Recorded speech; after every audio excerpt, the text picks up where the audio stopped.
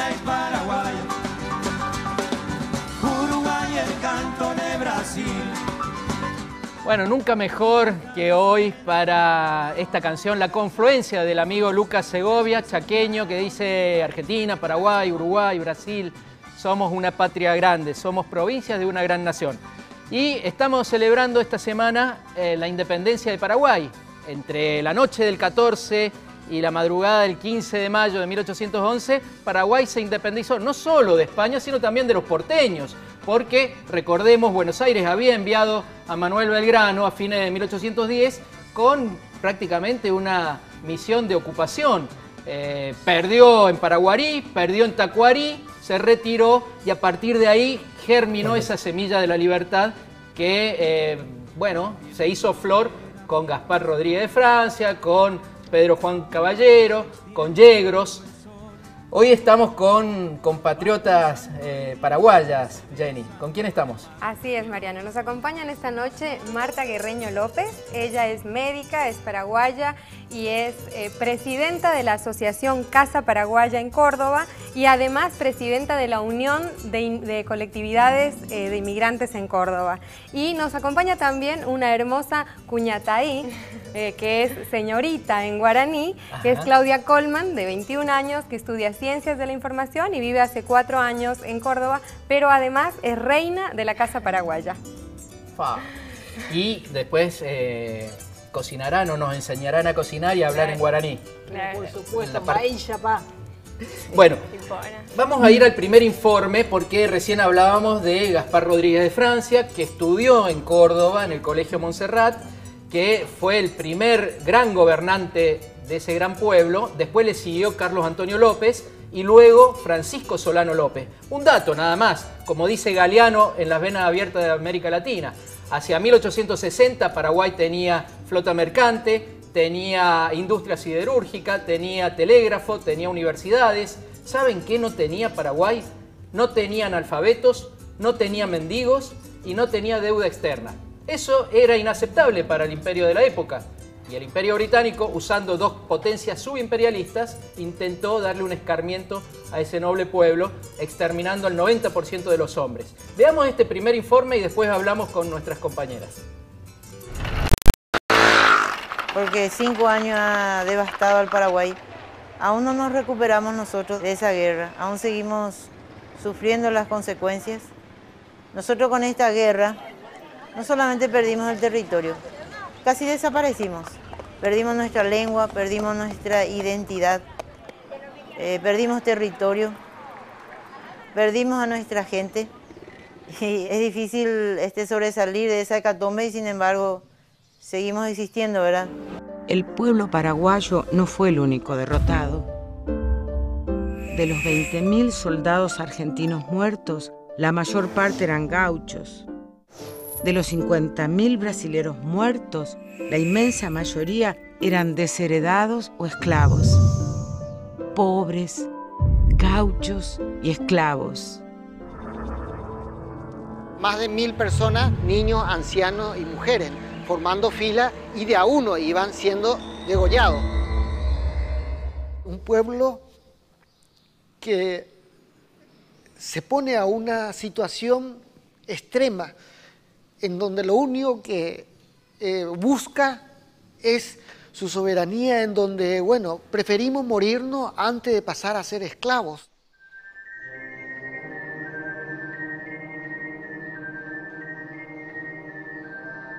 Por la toma de Piribebuy son distinguidos varios jefes argentinos, entre ellos el general Campos, con la condecoración imperial de Brasil titulada Recompensa a la bravura militar. Los vencedores intentaron borrar aquel Paraguay previo a la guerra mediante la destrucción física de sus archivos y de todo lo que recordara esa época.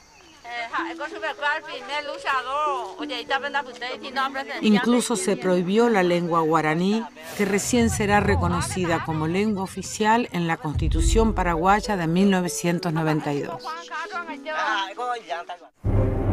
Una serie de gobiernos civiles se sucedió tras la derrota hasta que en febrero de 1936, luego de un golpe militar, las Fuerzas Armadas paraguayas se instalaron en el poder. Con diferentes matices siguieron al frente del país prácticamente sin discontinuidad hasta febrero de 1989. Desde 1954, Paraguay padeció una de las peores dictaduras del Cono Sur, la del general Alfredo Stroessner. Reelecto 8 veces, finalmente fue depuesto por otro golpe militar y partió al exilio en Brasil en 1989. Expulsó violentamente a comunidades campesinas e indígenas de sus tierras. Stroessner dejó las estructuras agrarias más desiguales de América Latina.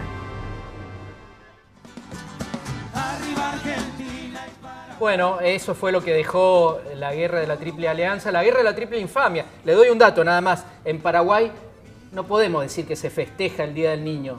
Se conmemora, se recuerda el 16 de agosto porque ese día de 1869 se libró la batalla de Costañú. En realidad, 3.500 niños paraguayos enfrentaron a 20.000 soldados brasileños. Les habían pintado bigotes y barbas postizas con corcho quemado, ¿no? Y los brasileños los degollaban sin piedad. Después entraron las madres a querer enterrarlos y las quemaron vivas. Eso fue lo que hizo Mitre, eso fue lo que hicieron los brasileños. ¿Qué te parece, Jenny? Durísimo. Recién veíamos el informe y mientras Marta y Claudia miraban el informe, yo veía que se emocionaban bastante. Y una pregunta que surge es ¿cómo se vive en un país con las heridas abiertas todavía?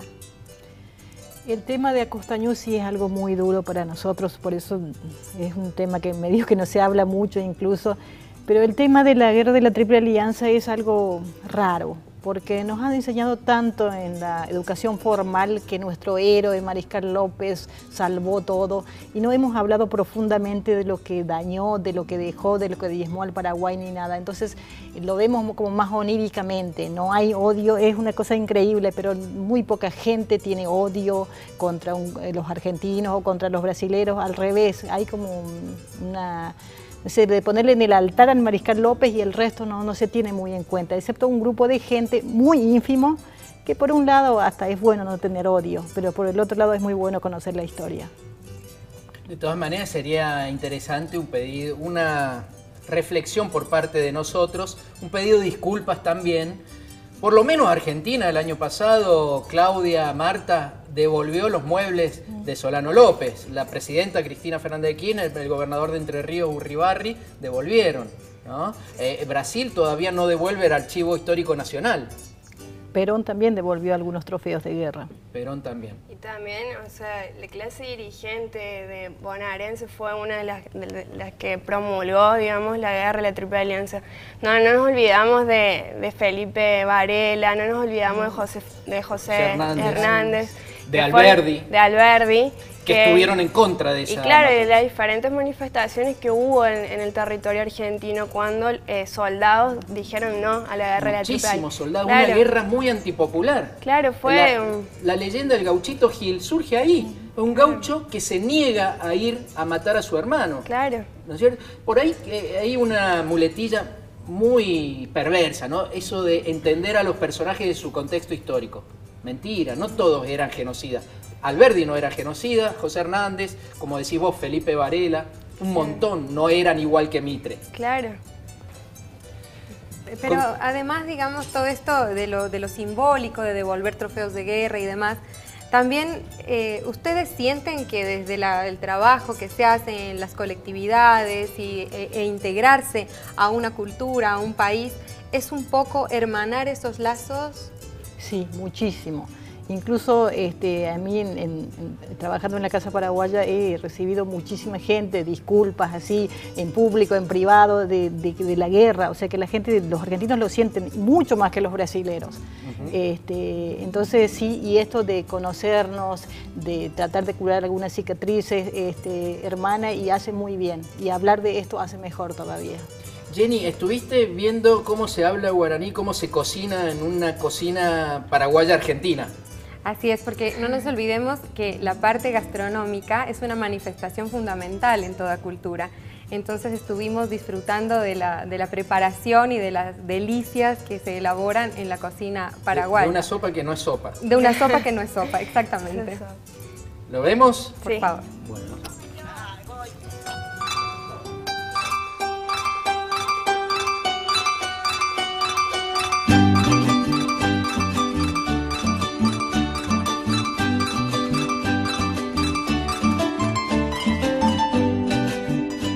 Chapá, serera Cristina Guerreño, chañe putaya ya por la sopa paraguaya. Ayarata la ceruga surupia, abati, amoita pela ñandu,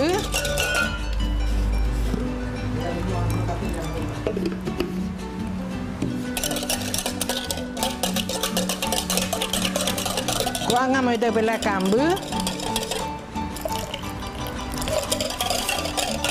Kita juga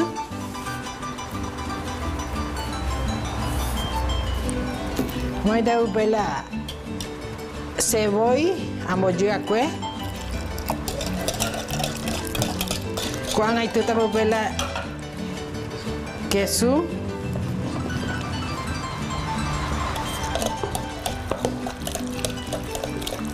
aku mau tahu bela harina de maíz.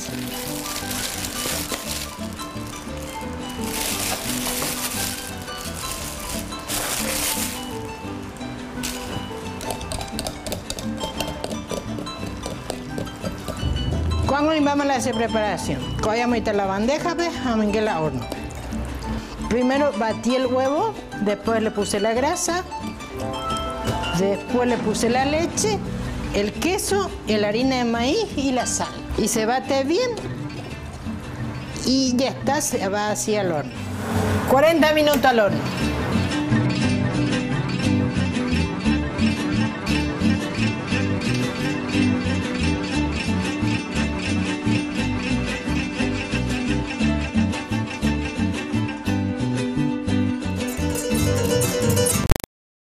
Bueno, y para que vean que esto es televisión real, televisión verdad, ahí está lo que cocinó Cristina. Exacto. La sopa paraguaya. Jenny, qué maravilla, ¿eh? Sí, una maravilla, la verdad una delicia. Y nos comentaba Claudia que la mayoría de los platos típicos de la cocina paraguaya son producto de las guerras, ¿cierto? Claro, en la guerra de la Triple Alianza, como sabemos todos, se sufrió mucha hambruna. Entonces el rol importante de la mujer paraguaya fue ingeniarse con los pocos productos que había en el país y generalmente organizaban mercados guazú, que en Asunción se conoce un lugar donde hay 4 plazas, que ahora son plazas, pero antes se utilizaba como un mercado. En ese lugar las mujeres intercambiaban sus productos y hacían la mayoría de las comidas para mantener las pocas personas que quedaban. Hay que decir, Guazú siempre es grande. Claro. Guerra Guazú, Mercado Guazú, claro. Frente Guazú. Claro. ¿Cómo viven, Marta, los paraguayos en Argentina? ¿Cómo viven en Buenos Aires, en Córdoba? Sabemos que hay casi 1 millón en todo el país. Sí, dicen es la que Buenos comunidad más Aires grande. es la ciudad con más paraguayos después de Asunción. Exactamente, es así. ¿Cómo se vive? Y nos acostumbramos bastante, nosotros no es muy difícil adaptarnos a la Argentina en todos lados, incluso creo que no hay discriminación a los paraguayos porque físicamente somos muy parecidos, entonces apenas hablamos si notan, pero si no, la comida tampoco hay tanta diferencia, el idioma sí, porque bueno, la mayoría, todos los paraguayos hablamos los 2 idiomas, pero nos adaptamos bien, aparte la mayoría de la gente tiene un familiar que fue el que le trajo, un primo, un hermano, entonces ya hay una comunidad tan grande en toda la Argentina que ya es como estar en casa. Te doy un dato, Jenny, y para ustedes también. La bandera paraguaya es la única en el mundo que es distinta del anverso y del reverso. Tiene 2 escudos. El único caso, Sí, ¿no? sí. De un lado el escudo y del otro lado el gorro frigio. El gorro frigio, sí. Con, Paz y Justicia dice, y el otro lado dice República del Paraguay. Ajá. Sí. Bueno, y yo quisiera preguntarte, Marta, de toda tu experiencia trabajando con las colectividades en general y con la colectividad paraguaya en particular, ¿qué busca un paraguayo que llega a la Argentina y se contacta con la colectividad paraguaya? ¿Cuál es el principal motivo de contacto? En la mayoría de los lugares el primer contacto es para la documentación, Ujú. obtener el DNI argentino. Y después la extrañeza de las comidas típicas, porque no hay tantos lugares. En Buenos Aires sí hay muchos lugares, en los otros lugares no hay tanto, en Rosario hay algunos, en Córdoba no hay casi restaurantes de paraguayos. Entonces busca mucho la comida y tampoco en todos los lugares hay los ingredientes. Entonces o nos adaptamos, y por eso es las fiestas patrias, se aprovechan mucho para comer comidas típicas, y también algo que nos une mucho, así como el terere, es el idioma. Extrañamos el guaraní, entonces queremos juntarnos para hablar. Y el Deportivo Paraguayo en Buenos Aires. El Deportivo Paraguayo, de todo, hay varios otros grupos. Una cosa importante, si nos están viendo en Buenos Aires o en cualquier lugar del país, algún paraguayo que tenga ese problema de documentación, hay que decirle que el programa Patria Grande de la Dirección Nacional de Migraciones ha mejorado mucho, ¿no?, en los últimos tiempos. Sí, por supuesto, la regularización migratoria, si bien es cierto el programa Patria Grande ya terminó, pero toda la documentación por Mercosur, por el simple hecho de ser integrante del Mercosur, facilita pero enormemente la radicación, y todos los paraguayos y todos los latinoamericanos en sí es re fácil radicarse, es cuestión de acercarse a alguna de las instituciones paraguayas o consulado para que le informen, o en la página de migraciones también, y es fácil, incluso le sugerimos mucho a la gente que no vayan con gestores ni nada de esas cosas, que se puede hacer personalmente, no, tampoco es algo oneroso, se paga, pero no es algo oneroso, y se tienen que radicar la gente porque facilita un montón de cosas y es simple. Sobre todo los hijos. Claudia, describinos un poco cómo estás vestida ya para ir cerrando el bloque. Realmente esto es un vestuario representativo. A ver si te podés parar, sí, por ejemplo. Es un vestuario representativo. Esto se llama tupoy, que esto es ñandutí tejido a mano. Es representativo de las telarañas. Hay diversas formas y es muy típico en Asunción y en todo el país, en el interior. Y ves a las mujeres con sus telares tejiendo. Hay muchos telares tipos de tejidos en Paraguay, esto es uno. Y esto es la pollera que en realidad suele ser de lienzo. La historia empieza con una pollera de lienzo y un tupoy más simple, y luego se va agregando los detalles que van surgiendo. Bueno, nos vamos con lo que había pedido nuestro compañero Omar Basalo. ¿Cómo se dice mirada sur en guaraní? Reza sur, rezar, ejillá, también se puede decir mirada. Y también le queremos entregar hierba paraguaya a Mariana. Muchas gracias. Y como sabemos que a Jenny le gusta, esto también es algo de tu patria. Muchas gracias. El mamón le decimos nosotros, ustedes le conocen como papaya. La papaya. Así que ahí la tienen. Hierba y el mamón que comparte Colombia, de Jenny, Tal Paraguay. cual. Y que acá son pequeños tesoros para cualquier inmigrante. Muchas gracias, Marta. Bueno, pasó Paraguay, pero Jenny, tenemos una sorpresita para el final del programa, ¿no? No se vayan, escuchen lo que va a cerrar este programa, que tiene que ver con Paraguay también. Ahora nos vamos a un corte y en el próximo bloque el informe de cambio climático con nuestro compañero Amadeo Sabatini. Arriba Argentina y Paraguay, Uruguay el canto de Brasil.